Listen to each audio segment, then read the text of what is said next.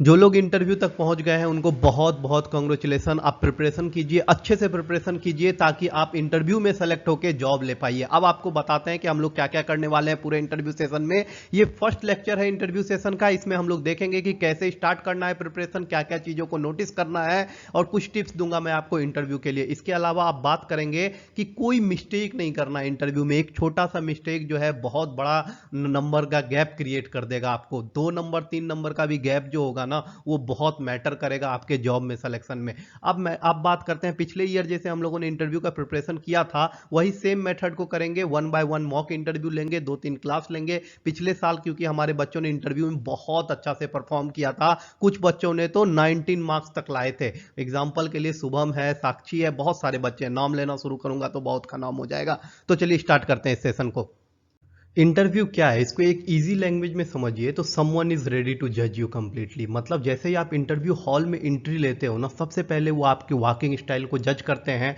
उसके बाद वो आपके टॉकिंग स्टाइल को जज करते हैं। उसके बाद वे यू ड्रेस उसको जज करते हैं। उसके बाद योर इंटरेस्ट को जज करते हैं। और उसके बाद आपके कॉन्फिडेंस को जज किया जाता है। और फिर आपके नॉलेज को जज किया जाता है। नॉलेज को सबसे लास्ट में इसलिए जज किया जाता है क्योंकि आपने तो प्री क्वालिफाई कर लिया, मेंस क्वालिफाई कर लिया, मतलब उनको लगता है आपके पास तो नॉलेज है ही। अब आप डील कर सकते हो कि नहीं, अब आप प्रॉब्लम से डील कर सकते हो कि नहीं, अब आप प्रेशर से डील कर सकते हो कि नहीं, इन सभी चीज़ों को जज करने का नाम ही इंटरव्यू है। अब आप समझते हैं कि क्या क्या प्रिपेयर करके जाना है इंटरव्यू के लिए।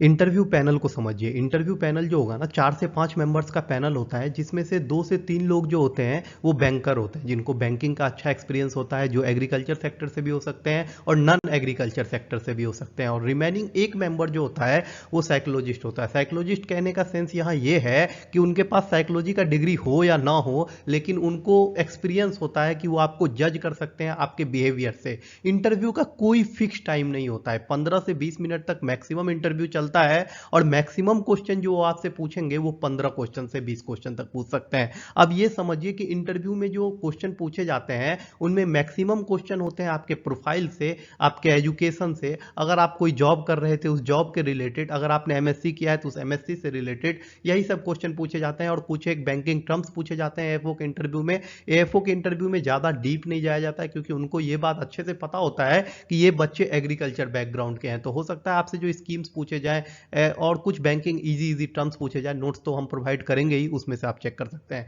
इसके अलावा आपका लोकल कल्चर, लोकल अवेयरनेस जो है कितना है, कौन सा सॉइल यूज होता है, कौन सा लोकल स्कीम चल रहा है, आपका चीफ मिनिस्टर कौन है, आपका एग्रीकल्चर मिनिस्टर कौन है, इन चीज़ों को भी, लोकल जीआई टैक्स क्या है, ये सब चीज़ें भी पूछी जाती है। अब बताएंगे क्या क्या की एरियाज हैं इंटरव्यू के जो आपको प्रिपेयर करना बहुत ही जरूरी है।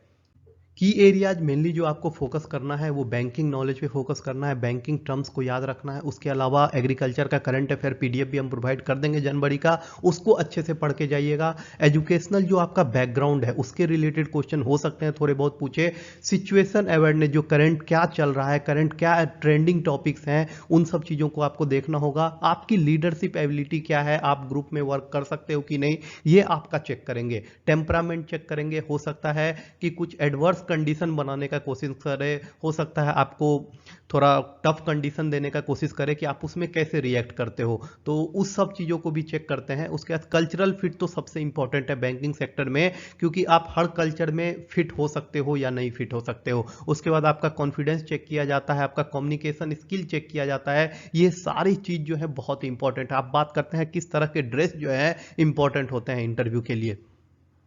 अगर आप बात करोगे ड्रेसिंग सेंस का, तो सबसे पहला चीज जो आपको ध्यान में रखना है, ड्रेसिंग सेंस थोड़ा भी ऑड नहीं होना चाहिए। आपको इंडियन बैंकिंग सिस्टम को समझना होगा। इंडियन बैंकिंग सिस्टम जो है ना, इसमें किस तरह के लोग जाते हैं, इसमें जो लोग जाते हैं वो बहुत ही फैमिली मैन टाइप के लोग होते हैं, ठीक है। तो इसीलिए कोई भी एडवांस मेकअप, कोई भी एडवांस ड्रेसिंग कल्चर जो है ना, आपको डिफिट कर देता है इंडियन बैंकिंग के लिए। इसीलिए हमेशा जो है सिंपल ड्रेस पहन के इंटरव्यू में जाना चाहिए। जैसे कि एक नॉर्मल लाइट कलर का शर्ट पहनते हैं आप, डार्क में ब्लैक या ब्लू कलर का पैंट पहन सकते हैं। लड़कियों के लिए बता दूं, कोई पियर्सिंग वगैरह है, ज़्यादा पियर्सिंग है, जो आपके लुक को इफेक्ट कर रहा है तो वो पियर्सिंग हटा के जाइएगा। और उसके अलावा कोई एक्स्ट्रा मेकअप मत कीजिएगा, लड़के भी और लड़कियां भी। और लड़कियों को एक खास बात बता दो और लड़कों को भी कि डीओ वगैरह का यूज बहुत ज़्यादा मत कीजिएगा, इतना ही यूज कीजिएगा जो आप तक रहे। ऐसा ना हो कि रूम के अंदर जाने के बाद आपका डीओ या फिर आपका परफ्यूम जो है वो इफेक्ट कर देता है पूरे इन्वायरमेंट को, ये नहीं होना चाहिए। इससे जो है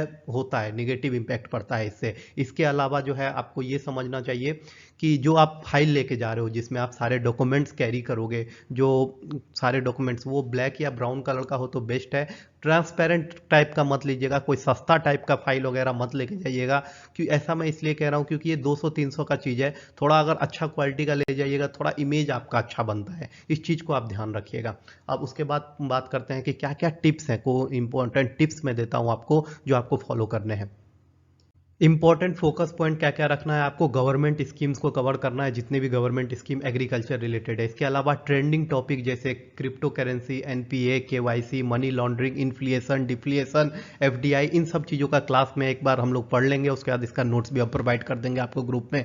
इसके अलावा रिसेंट जो इवेंट चल रहे हैं वो सारे इवेंट जो है बैंकिंग स्कैम्स वगैरह के जो इवेंट अभी चल रहे हैं उन सबको देखना है। बैंकिंग टर्म जो है CRR हो गया, एनपीए हो गया, रेपो रेट हो गया, रिवर्स रेपो रेट हो गया, इन सब चीज़ों को देखना है। और उसके अलावा डेली टर्म जो यूज होता है, कैश क्या होता है, चेक क्या होता है, ड्राफ्ट क्या होता है, डीमेट अकाउंट क्या होता है, इन सब चीज़ों को भी समझना जरूरी है। इन सब चीज़ों का नोट्स प्रोवाइड कर देंगे, उसको देख लीजिएगा। और शायद बैंकिंग टर्म्स के नोट्स तो ऑलरेडी दे दिए हैं ग्रुप में, उसको आसानी से देख लीजिएगा, अच्छे से पढ़ लीजिएगा। और लास्ट में बात करेंगे कि 2 इंपॉर्टेंट टिप हैं जो आपको फॉलो करने हैं और कॉमन क्वेश्चंस क्या क्या हैं, क्या क्या कॉमन क्वेश्चन जो पूछे जाते हैं इंटरव्यू में वो भी देख लेते हैं।